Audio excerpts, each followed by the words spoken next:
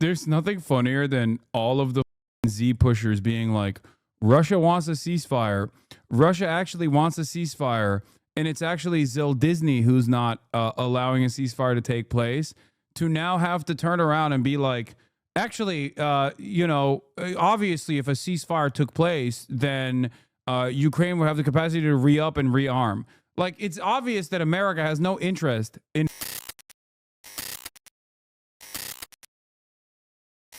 Here, let's talk about Zelensky jetted into the Turkish capital Ankara to show the world he was a we man are at the table. prepared to We talk are the peace. table. Okay, Turkey, once again, not just at the table, but literally the table. Okay? Turkey is the table. If Russia's leader did the same. But as he arrived, it was clear that it would be a no-show from his nemesis.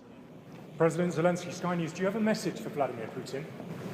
I think this is where... A meeting with President Erdogan was a chance to talk next steps and increase the pressure on the Russians. Damn, Erdogan looks like shit, bro. He looks way older. He looks way older than before. God damn. How old is Erdogan now? Erdogan age 71 years old. Damn. Consideration too on how to engage with the low-level delegation the Kremlin had sent to Turkey. By coming to Turkey and effectively daring Vladimir Putin to do the same, President Zelensky is sending a message to the world, and in particular the American administration of Donald Trump, that Ukraine is not the barrier to peace. He's trying to galvanize international opinion around the view that it is Russia that is stalling the peace process. In Istanbul, amidst high security, the press waited for those talks to get underway, with Ukraine accusing Moscow of not being serious, calling the peace talks team theatrical. I think that the Kremlin leader should show his leadership.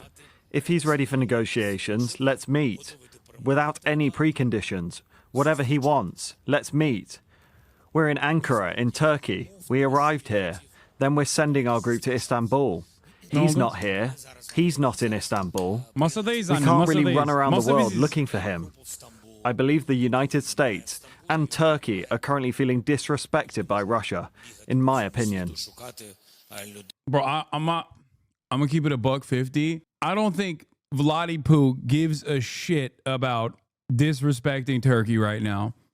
Okay? You know, after what Erdogan did, after the fucking shit Erdogan pulled in Syria at the behest of the United States of America's interest in the region, I don't think Vladdy Poo cares about Turkey being a mediator in this conflict.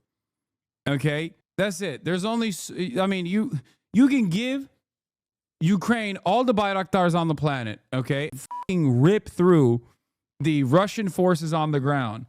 But also, on top of that, when you turn around and when you dismantle a warm water port for your military, for your navy, by handing it over to American interests, I feel like, you know, I don't think Vladimir Putin cares that much about Turkey or hurting Erdogan's feelings.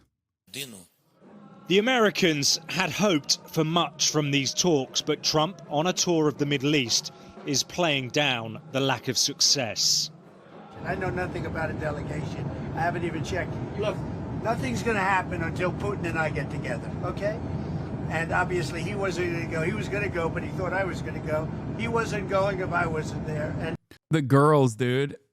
The girlies. He wasn't going to go if I'm not going, so now I'm not going because he's not going. We're not going. Turkey no longer at the table. Guess where the table is, Turkey? Riyadh! Riyadh! That's where the table is, believe me. Vladimir, no, I told him, Vladimir, no. I used to call him Erdo Goat. Now I call him Erdo Nope. Abi bu çok naz yapıyor bunlar birbirine, aynen. I don't believe anything's going to happen, whether you like it or not, until he and I get together, but we're going to have to get it solved because too many people are dying. And at the Kremlin, it was clear there was... Like, he don't give a dude. That's the problem. Too many people are dying. Too many people are dying. It's like, yeah, he knows. I don't think he gives a shit. It just looks like he's very comfortable in his position currently. Like, There's no sign Putin was feeling the need to get on a plane.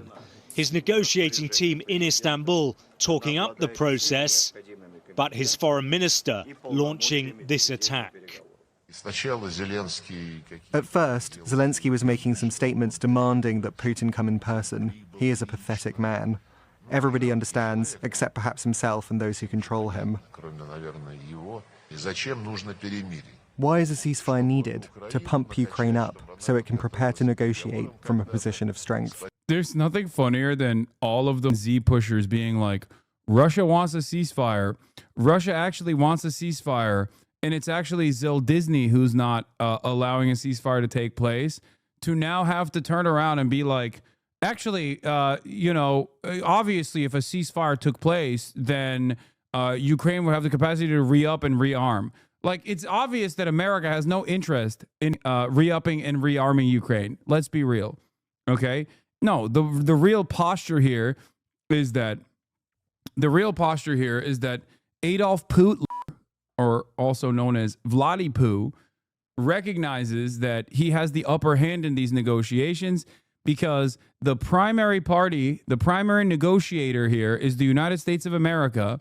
And until the United States of America wants to mediate the conflict with Russia and China, he could just sit on eastern Ukrainian territory and take advantage of the stalemate that took place, especially considering that America's ceasefire negotiations are, like, the terms of said negotiations are so favorable to Vladimir Putin, so insanely favorable that the fact that he's not taking it, I assume, implies that he's just waiting out for something else. I don't know. Lavrov should retire. He's been working since the USSR was still a thing. He's so terrifying. I think there's a real advantage to using a Frankenstein's monster-looking ass like Lavrov in these negotiations. You know what's really funny is every step of the way, when I demanded a ceasefire, when I was criticizing the Biden administration for not coming to the table to engage with a ceasefire when Ukraine had a leverage, for example, what did the pro-Ukrainian accounts say? Every single time. All the liberals were like, Hasan, you're pro-Russia. Hasan, you're pro-Russia. Because if there is a ceasefire, all Russia is going to do is re-up and rearm. And now Russia is saying the same shit. What happened? What happened? The failure of the first direct talks in 3 years to make much progress means the conflict and the killing in Ukraine continues. This the site of an attack on the city of Sumy. There is still a flicker of hope that the peace process can gain some momentum. But at the moment, the war... I'm telling you right now, 10 years down the line, if Zelensky is not dead, okay, or even someone close within his orbit is going to do a tell-all where they will say that during the Antalya peace talks, where there was a 15-point plan that was designed and was at the table, that it was the greatest mistake of Ukraine not to take that fucking peace talks, and that they didn't do it because they were urged by Western leadership not to take that plan, because Western leadership told them that they would funnel unlimited amounts of weapons and actually allow Ukraine to use those weapons and the targeting capabilities to be able to strike into Russian territory or something along those lines, that instilled false confidence, because very clearly at the time they thought that they had an upper hand, and they thought that the Ukrainians were expendable and could be used to atrophy to diminish the Russian forces. Versions of this story have already been restated in the news time and time again, but people still say it's unconfirmed, unsubstantiated. It's bullshit. Okay? That was my assessment, and every single pro-Ukrainian account and every single drama farmer yelled at me for saying that this was the best, most advantageous moment for Ukraine, where it had maximum leverage, and everyone said, no, Ukraine can keep up the defense. Ukraine can actually purge all the Russians from its forces. War shows no sign of ending. Alex Rossi, Sky News.